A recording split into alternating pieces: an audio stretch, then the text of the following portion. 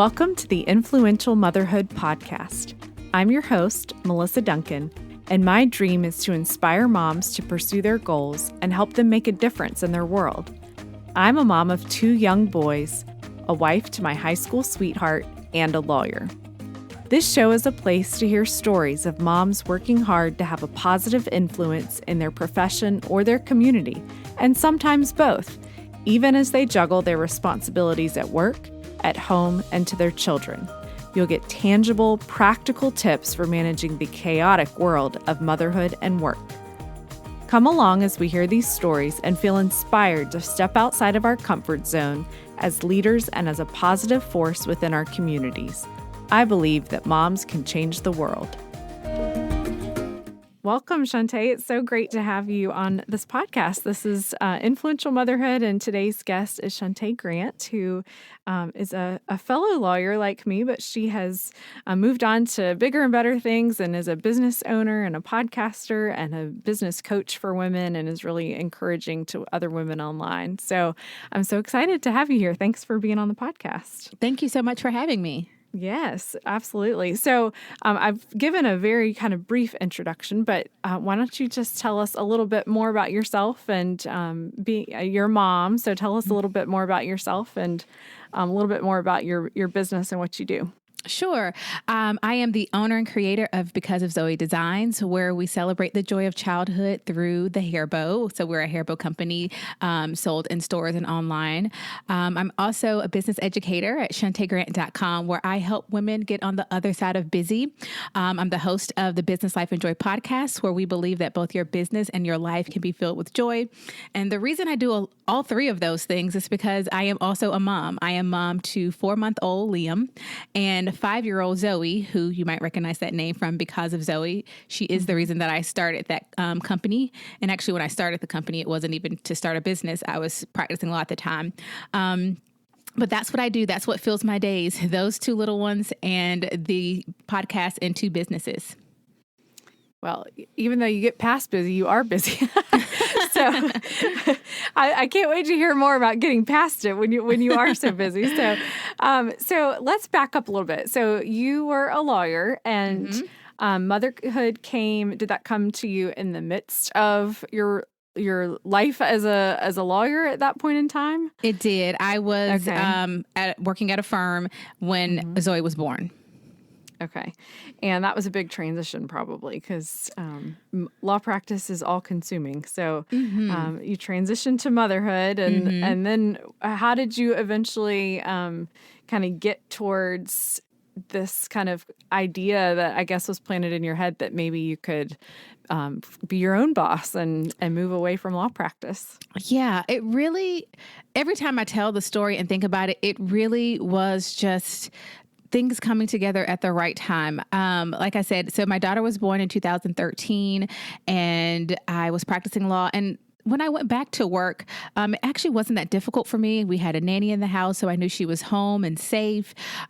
Things were pretty good. So I thought, I went to work, came home, and just kept that cycle going. And then about I guess it was getting close to her first birthday, I decided to make some hair bows for her. Because I couldn't find what I wanted in stores, and I sold the extras online and thought nothing of it. I thought I'm just going to sell the extras because I didn't realize you buy a yard of fabric, you're going to get a lot of hair bows. And, that just became a thing. I sold the first set on Instagram and people came back asking for more. Stores started reaching out to me in 2014. And the beginning of 2015, stores started reaching out to me. And that's when I realized stores want to put something that I made at my kitchen table at like 2 a.m. in their stores. This is crazy. And around that same time, the practice of law started to really lose its spark for me. Working in a firm, the further you go, the more responsibility that comes upon you. At some point, people want you to start bringing in your own clients, which means attending a lot of after work things, a lot of happy hours where I wasn't happy. And then there was the work meetings, and I couldn't do it all. Well, I chose not to do it all. And so I made a compromise with my boss. Okay, I'll come to the morning calls, but via phone. Like I'll call in so I can still be home before the nanny gets here. And that turned out to not be enough. I was yelled at for not being in a pre-work meeting in the breakfast room in front of all of my peers. And just little things started happening. And the thing, I think the straw that broke the camel's back was we were driving to Orlando for my niece's graduation. I hadn't seen her in years because they moved back to Orlando when I left for law school. And so we were going to her graduation, and just long story short, I ended up billing more hours on that trip in the car. It was as if I was already at the office. And so that drive back home, I told my husband, I said, I can't do this anymore. I refuse to do, I can't. And I thought, because of Zoe is doing really well, like we're in 2 stores already and more stores want to be in, want us, our products. And I'm going to try to grow this business to a place where I can leave. And that was the summer of 2015. And I left September 2015. Wow. So that happened kind of fast then. That's awesome. So now when you started because of Zoe and you first started selling it online because you had, like you said, extra fabric and were wanting to get those products out, was that on Etsy or did you create your own website? How did you start to get it out there into the world? I didn't either, actually. I literally started by posting them on Instagram and people would leave their PayPal address. And that got old fast because it would take just as long to send invoices as it did to make the products. And so I actually started my own website, that's when I came up with the name. I had no name. It was literally just me selling on Instagram. And I thought, okay, it'll be a lot faster if I put everything on a website and people can buy. And I decided, I'm not going to start on Etsy. I'm going to start with my own name. So I created our first website. It was becausefzoe.com. And once we started on the website, I just started right there. And even at that time, I was doing that more out of convenience, not necessarily thinking this is going to become a big thing. It really wasn't until later into 2015 when I realized that stores wanted our products, that this could actually be something really special and really big. That's awesome. So now when you started working from home after you left law practice, did you keep your nanny? Because that was a big transition, I'm sure, as a family to kind of make that leap. So how did you manage motherhood as you made that transition? Well, at that time, Zoe, we had put Zoe into a private school here. And so she was in school, and the school was actually created for thinking about a lot of doctors and lawyers in town. The school was open. It opened very, very early, closed very, very late, although we took her, moderate hours. But she was in school. So I actually had so much time when I first left. I had a 10-hour workday because I dropped her off, but my husband picked her up. And so that gave me until, they didn't get back home till around 6:30. And that just gave me so much time with just one little business. And it grew. That last quarter, after I left in September, last quarter of 2015, we made more than I had made the entire year all combined.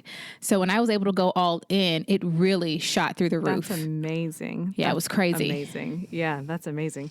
So, so you were obviously becoming very successful because of Zoe, but you've broadened now to coaching and having, these really, really intricate kind of online communities to encourage women business owners. So talk to me about that transition and how you started to grow and how motherhood kind of played into that too. And I guess the impact that had on, the pressures of motherhood that still existed, I'm sure, as Zoe got a little bit older.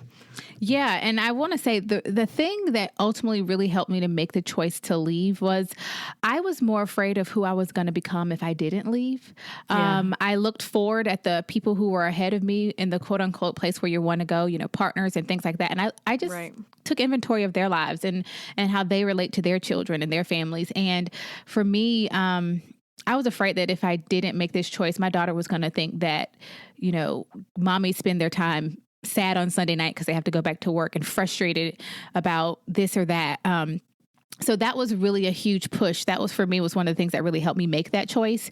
And then once I did, I started getting a lot of emails. People were asking like, how did you do that? How did you grow because of Zoe? And I found myself sending a lot of emails saying the same thing. And so I hopped on Periscope, and this was like Oh, yeah. 2016. About Remember Periscope? Yeah, exactly. This is how you can tell this is kind of early on. But yeah, I would hop on Periscope and I'd just start answering those questions, and I'd have like 4 people, 2 people, 40 people. Like, it really varied. And I'd just say, hey guys, I've been getting a lot of questions about this, and this. So I'm going to get on Periscope, and I would just talk, and more people started coming. And so I then started a Facebook group because I thought, well, then my videos could live on longer than 24 hours like they did on Periscope. And after that, people just started asking me again. It's kind of like with the stores asking me about my products. Other business owners said, hey, can you come in and teach my course group about X topic, about wholesale, about this or that? Because I don't know a lot about that. And I've seen that you've been talking about that on social media. And I thought, well, sure. Again, not thinking of a business. And then over time, people were like, can I book a one-on-one with you? And I was like, well, sure. I think I charged like $97 probably for my first hour, which is just really insane. And then I raised it up to like $197, then $297. And like, I learned so much from those one-on-ones. And I created my first course, which is still my signature course. And this was the end of 2016. So it's called Peace Pace Progress. And I really started honing in on that. And I realized just from working with different people and really talking to women who had businesses, I realized the thing that I think they need first and foremost is to get off the busy wheel, to unbusy themselves, because they're trying to do all the things and you're not going to find success that way. I had a huge journey. My hours got cut in half because we switched Zoe over to Montessori school when she turned 3, because at that age you could start the Montessori school, which means I was picking her up now at 3:00 every day, as opposed to my husband bringing her home at the end of the night. So my workday got cut down to 5 hours. But your workload had probably multiplied. Exactly. More than multiplied. Exactly. And what I had to figure out was how to do only what really matters. And so that's kind of what Peace Pace Progress teaches. It teaches how I was able to go from having one business in 10 hours to 2 businesses and a weekly podcast. Every single Monday, there's a podcast episode. Rain, sleet, hail, snow, no matter what the holiday, there's an episode. And it has been for over a year. I had to figure out how to do that. And that's what I teach him. Once I figured that out, I was like, this is what I need to teach people. This is what I need to teach women. And I created that course, and just showing up every day, like on Instagram, on Insta stories, and just showing up, talking about things that I loved. It grew. I started being asked to speak at conferences. So many other opportunities have come. And this year has just been a really just amazing year for the business education business, just growing Peace Pace Progress, getting more women in there, helping more women. All happened very naturally, very organically, just like Because of Zoe did. And it's been so great. And it's grown even faster than Because of Zoe did. And I really love it. I really do love it. That's awesome. So now what would you say, I guess at this point in time, is your favorite, if you kind of had to pick your pet project that you have of all the things that you have, because you still have Because of Zoe, right? I do. And you have your podcast and you have your coaching. I'm sure you love them all, but which one kind of resonates with you the most and why? Ooh, that's like asking someone to pick a favorite child. I know. Let's see. But really, I'd have to say it's a mix of the Peace Pace Progress and my group coaching group.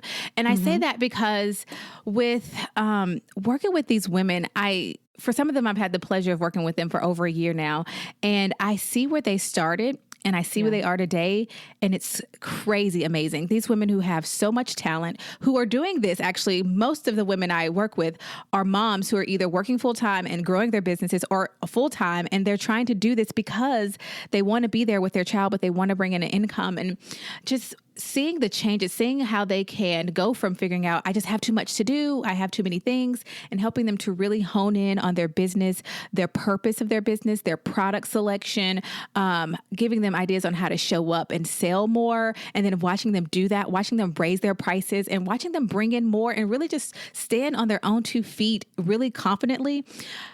Being able to see that and have that relationship with them is really, really, really rewarding. And it's something that I didn't even know was going to be a part of my life when I left the firm. And it's just so amazing. I really, really enjoy that. So if I had to pick one, it's just working with those women who are really doing big things by us working together. Because I just give them the steps. They have to go and, do it. They are the heroes of the story. I love that. So you work a lot with women, as you've said, in getting past busy and prioritizing and finding ways to cut through kind of the extra things that they have in their lives to be more productive and get more done.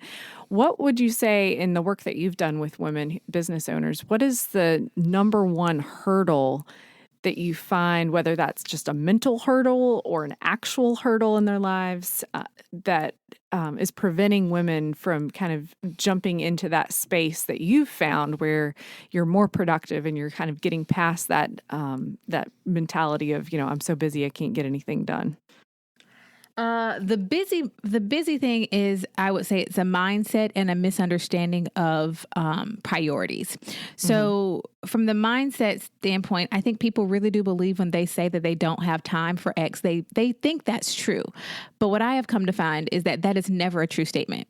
Now, you may choose not to make time for it. That is a more accurate statement, but we all have time for the things that matter. And it just may be that not everything can matter in a particular season that you're in. Right now I have my son home with me, and I plan to have him home with me all of 2019. So 2019 is going to look different than 2020 will when he's in school. So I think not knowing your priorities is, I think you're really just kind of blowing in the wind. So I always focus first and foremost on what are your life priorities? Like, what matters most to you in your life? And then what are your business priorities? But I always talk about life first because I want to know what you want your life to look like. And then that tells me what kind of room we have to what kind of business we can create for you. Because if you think first about, okay, this is what I want to do in my business, and then you're frustrated because it doesn't mesh well with your life, you're going to continue to not be successful or find the peace and the joy that I think you can have in both your business and your life. And so that's really why I talk so much about priorities, because I think it is a cornerstone in being able to truly unbusy yourself and understand and accept that you cannot do all the things. Team too much. That's what I call it. # team too much. We can't do all the things. You have to decide. You have to prioritize. And that's the point of prioritizing, making you pick. Something has to come first. Something has to come second. But so many women want to not let other people down. So they are yesing all over the world, but not realizing all those yeses are actually saying no to something that probably matters even more. Yeah. And so I really try to get people to realize that, we can't do all the things and be successful. Every time I simplify in my business, I make more money. But I have to do that based on my priorities. So really getting people to think about what are your priorities, and you only get to pick 1 through 3, like 3 priorities for your business and your life. And let's plan those things so they can harmoniously coexist. I love that. And that's, I'm sure, so important for moms to hear, because I think you're right. I think that we think that all the yeses are a good thing, and forget that there are some hidden no's in there when you're saying yes to too much. Exactly. So as you transitioned from 1 to 2 kids, Liam was born this year, right? He was. Yes. So what has that been like for you, working from home and balancing your podcast, which you said, comes out every week, no matter what? How have you managed that transition for yourself and a growing business, 2 growing businesses, I guess, and a podcast? I guess just kind of walk us through what this year has looked like as a transitional year for you.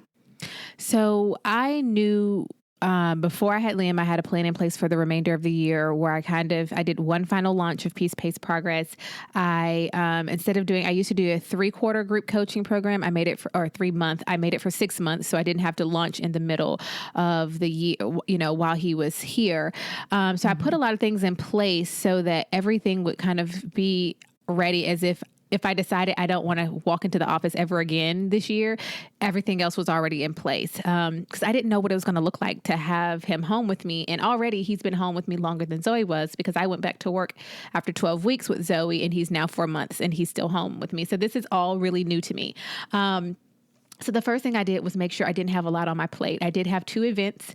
I spoke at Making Things Happen and at the Creative at Heart conference. He attended both of those with me. And he just travels with mommy. And I also have conferences next year. Yeah, he traveled with me. It was so wonderful to know that he was right there. My mother-in-law traveled with me for the one in September, and my mom was supposed to travel with me for the one in November, but couldn't. And I took him on my own. So I went to a conference, and it was so wonderful because there were 3 other speakers who had their children. There was a nursing room, designated for us. And that's good. It was wonderful. Yeah. And I put that out there before I even accepted, saying, I'm going to have a a small one with me, and they made concessions. And that's one of the things too. I work with people who value what I value, so that when I say that I have my son with me, it's not, an inconvenience. It's we understand that that's a part of who you are. That's why we love you. Bring him. So that's kind of how I maneuvered that, by just not putting too much on my plate, and the things that were already on my plate, making sure that they had to accept both of us, coming. And, but it has been different, I guess is the word, because I really only get to work when he naps right now. For 2019, my plan is to hire someone 1 day a week, Thursdays, which that's the day I do my calls for Peace Pace Progress and my group coaching. So Thursdays from 8 to 3, I will have someone come in, or that's the hope, if we can find someone good to come in to our home once a week. But other than that, I work. If he doesn't nap, there's been days where he's like, nope, nap strike. I don't get to work. And so I have to make sure things are in place that they can exist without me. And that's what I spent a lot of the first part of the year doing for both businesses. Getting ready. Making sure that I had the right team members, someone who's taking care of my podcast. All I have to do is record, which I batch. And send it to her, and she gets it off to the editor. She types up the show notes. And because of Zoe, we have someone who comes in and does the shipping. And so I just had to put a lot of things in place. It's very much so possible. You just have to be proactive, organized, and really simplify. Again, because I wasn't trying to do all the things, I was able to do the things I do best well during this time. And it's been really well.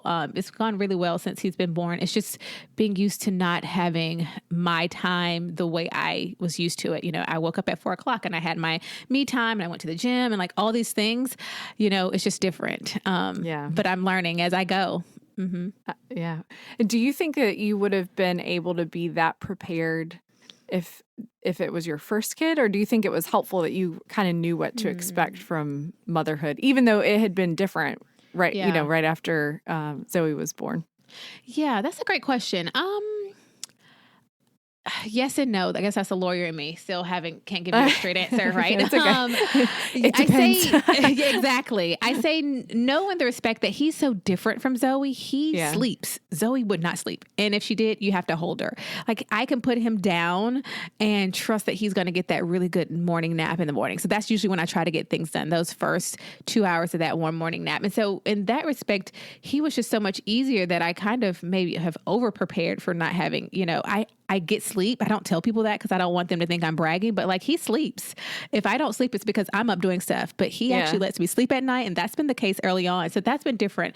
But yes, in the sense of, I knew how important it was going to be for me to be there, for everything. Like, I could bring some help in right now, or I just like being here for the moments. I feel like I only had 12 weeks of that early on with Zoe, and I just want to be here, and just like lay on the floor with him and do tummy time and just all the things. I'm trying to really appreciate that, because one, I know that I don't take that for granted. I didn't have that before, So many people would love that and don't have it. So I try not to take that for granted. And I think I wouldn't understand how precious it is if I hadn't had another child, knowing just how, I have a 5-year-old. She'll be 6 in March. And I just feel like she was just born. So it really does fly by. So from that perspective, it really makes me understand, appreciate that, businesses can come and go. I can grow this business in a different way in another year, but I will never have this will be the only time he'll be 4 months old. And so that perspective came from already being a mom. Yeah.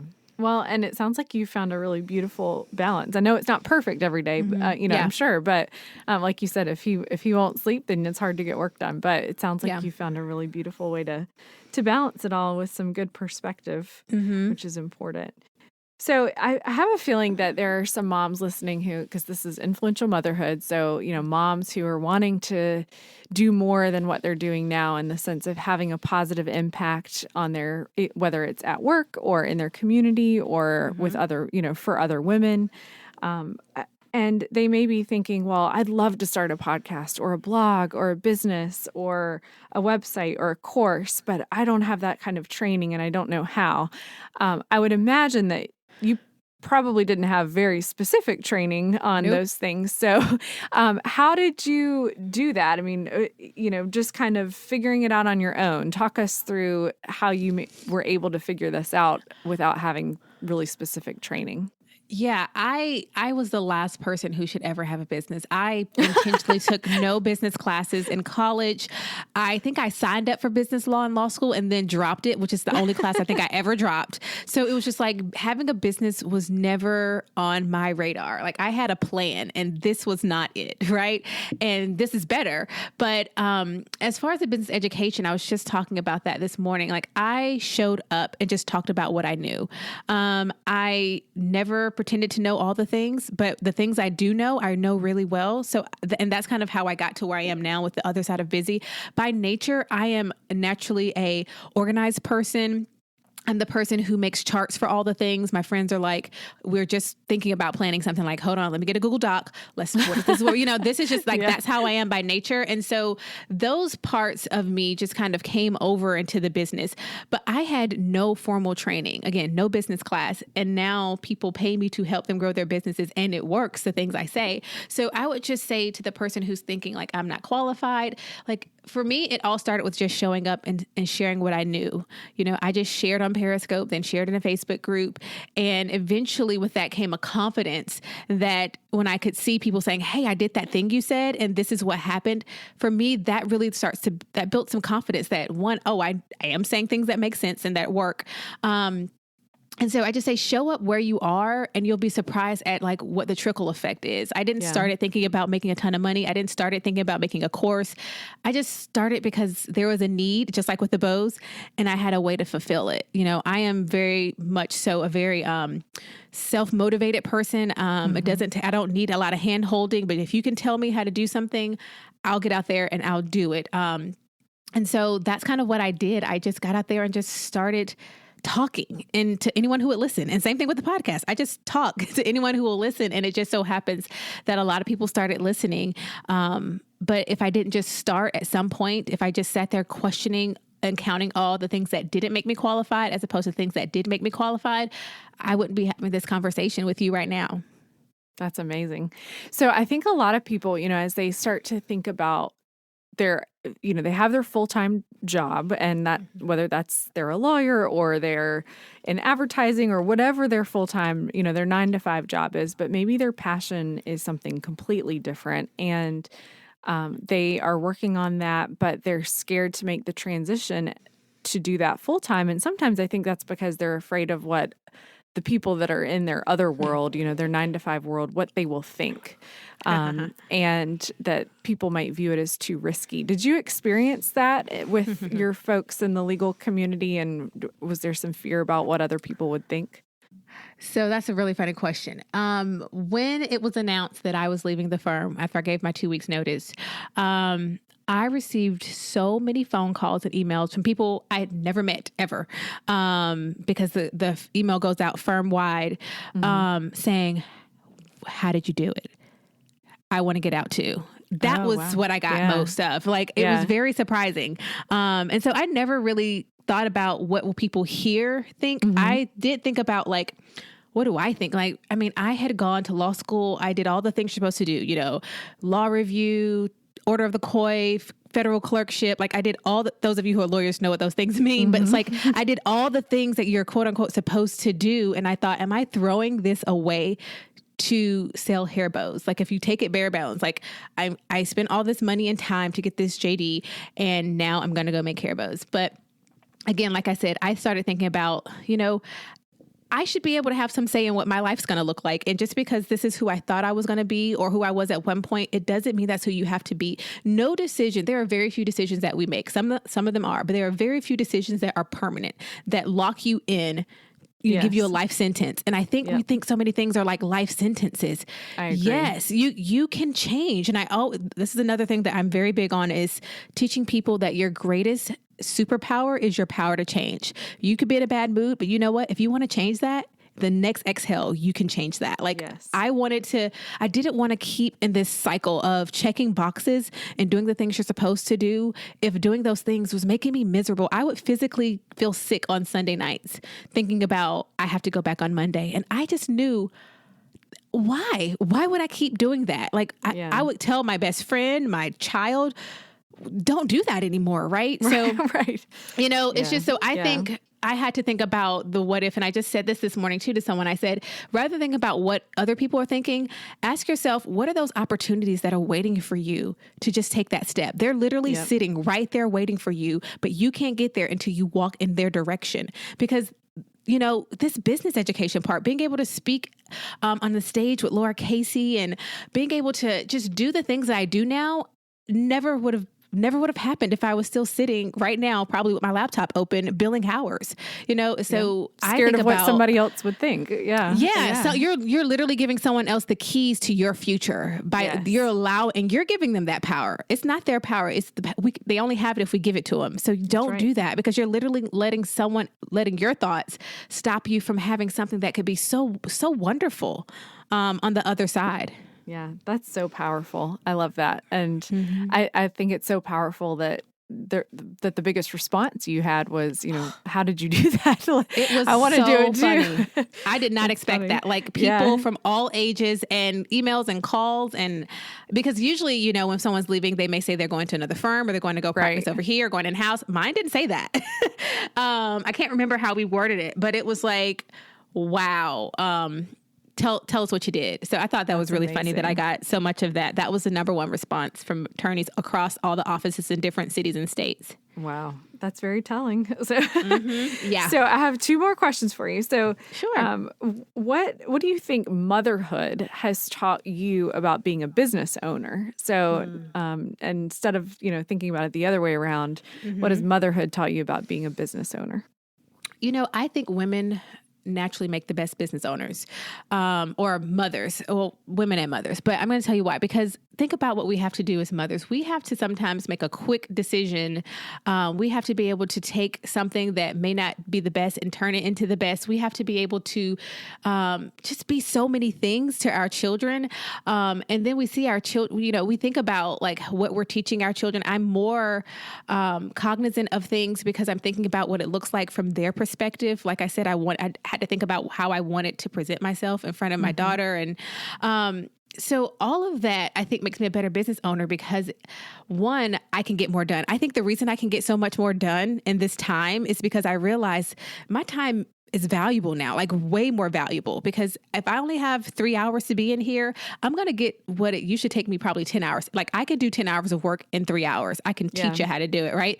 And that's just because I know what's on the other side. It's different when it was just me and my husband. I used to say, like, I feel like single people should be able to take over the world because they have all of their money, all of their time. Like, if I knew what I know now, give me back all my time and money again, like, I could do some really great things in this world. Because it's like, you're like, what did we do before? So it's taught me my husband and I have that conversation all the time. Like, what did we do with our time? Right, because you realize, like, everything I do, like, every decision I make in some form of fashion is about them. And so I think for me, it's just really helped me I think it's the reason why I had to get on the other side of busy. It's the reason why I had to understand the importance of time and realize that time is our most limited resource. You can go make $500 right now if you absolutely had to, but you cannot make another 5 hours if you had to. Like, time is our most limited resource. And I think they've taught me to value that. And they are the reason why I try to get so much done in such a short time, because to me, I want to spend that time with them. I want to be there. I want to be present for their lives. I want to know when I pick my daughter up from school, how her day was and what happened on the playground. And I want to be there to know, like, this is my son's personality, even at 4 months. I want to be the person that knows them best in this world right now. And Absolutely. That has helped me as a business person, because it helps me value what I do even more. I love that. And I think you're right. I think moms could take over the world because they really could. We've got it figured out. So what's next for you? What's next for Shunta? Oh, that's a great question. Well, I'm really excited about 2019. My word for the year is streamline. I'm trying to streamline everything even more than I already have. So next year, I'm focusing a lot on growing my team, finding those areas in my business where I can bring in more help so that I literally am only doing the things that only I can do. That has been a huge help. And this, since Liam's been born. I try to like really hand off tasks, which was hard at first, but now that I've seen it works, it's really wonderful. So growing a team, and just getting more women into peace-paced progress, really that's my main focus for next year from this part of my business, is just really getting that necessary tool in the hands of women who are overwhelmed and frustrated and feel stretched thin, and just show them that there's a better way. Like there's a better way to do all the things you're doing. One of them is going to be by getting rid of some of those things, and just teaching them how to do that, because it's not easy. Like even for me, I was on the board of directors for a nonprofit here in town. But when I left the firm, I left it because while it was a great cause, it wasn't connected to where I was trying to go. Yeah. And so just, helping people to see like, there are a lot of great things you can say yes to, but is it really taking you to where you're trying to go? And if not, it's okay to say no. And no is a full sentence. I love that. Oh, say that one more time. No is a full It is okay sentence. To say no, and no is a full. Yeah, because we're so quick to say no. Let me explain. See, I have, or no, but can you come back to me in like 2 weeks? I may be able, just say no. It's okay. Boundaries only work if you enforce them, and no is a boundary. So just having that freedom to do that, because women are just so. We're just so quick to try to be all things to all people, but we can't be. And once you accept that, it's going to be wonderful. And you can be all the things to the people that you can serve and help. Okay, well, this has been absolutely wonderful and very inspiring and informative. And I think the moms listening are really going to feel a lot of inspiration. So where can they find you to follow along and sign up for your courses and listen to your podcast and do all of those things to learn more from you? Yeah. Well, first on social media, I'm at Shunta Grant. That's SHUNTA GRANT. Join me there. I'm on Instagram, Insta Stories all the time, 7 days a week. I'd love to see you in my free Facebook group. It's called Circle of Success. It's a group full of women who want to get on the other side of busy. You can sign up for that at shuntagrant.com/circle. And you can also check everything out at shuntagrant.com to learn more about what I have to offer. But finding me on social media and getting into Circle of Success would be the two best ways to connect with me.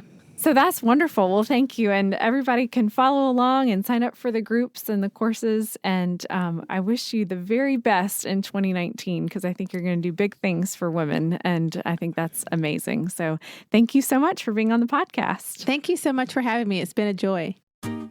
I hope you enjoyed this episode where we learned so much from Shunta about prioritizing, starting a business or many businesses, as she did, with no formal training, working from home with a newborn, and that no is a full sentence. I love that statement so much, and I think that's one that we all need to remember. I know Shunta would love to hear from you, so go check out her resources and her free Facebook group.